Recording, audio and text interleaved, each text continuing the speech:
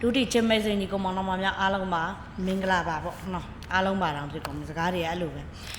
အခုပြောမှာကဘာလဲဆိုတော့တေးကြပိုင်ပရိတ်9ပိုင်9ပရိတ်9တလုံး9ပရိတ်တေးကြ၄ချိန်အတွင်းပေါ့နော်နောက်ဒီကြံလေးချိန်ဆရာလေးပြင်းကြီးရဲ့မူရကြံလေးချိန်မထိမဖြစ်ချိန်က6လေးချိန်6လေး1ချိန်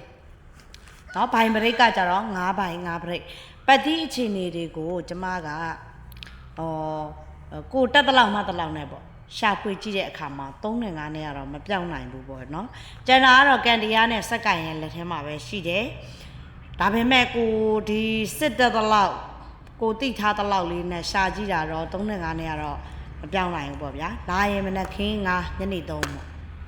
အဲ့လိုလေးတော့ရှိတယ်ဒေးကြပိုင်ပရိတ်က9ပိုင်9ပရိတ်ကြံလေးချိန်မထိမဖြစ်ချိန်က4 9ချိန်နော်ကျမအရှိမဗုဒ္ဓဟူးကျော်3လို့ပြောထားပြီး3ကမစင်းလာပဲနဲ့ကိုဗုဒ္ဓဟူးကျော်သွားရဲဆိုတော့3ကလည်းမပြောက်ဆုံးတာပြောသလိုမပြောက်တဲ့တဲမှာတော့ရှိတယ်ဗျာကျန်တာကတော့မိတ်ဆွေတို့ကိုငွေလေးနဲ့ချိန်ဆပြီးကစားပါတော့နောက်တစ်ခုရှိသေးတာကတစ်ခွန်ရဲ့လက်များကနန်းရှိတယ်တစ်ခွန်ရဲ့လက်များကနန်းအဲ့ဒါဘာလဲဆိုတော့တင်ငါတစ်ခွန်တင်ငါလက်များပေါ့အဲ့လိုမျိုးမ20နဲ့2 5လက်များတို့အဲ့လိုမျိုးကွာသိလားလက်များကနန်းပေါ့အခုကတစ်ခွန်ထွက်ထားတဲ့အတွက်သူ့ရဲ့ဒီကလန်နာမှာတော်တော်များလိုက်ကြည့်လိုက်တင်ငါလိုက်ထွက်ပြီးတာများတယ်ပေါ့နော်ခါလေးကျရင်လည်းမပေးတဲ့ဘက်တွေလည်းရှိတယ်ဒါပေမဲ့ဒါမိတ်ဆွေတို့တတိထားလို့ရအောင်ကျွန်မပြောပြတာပါစင်ပြေပါစေ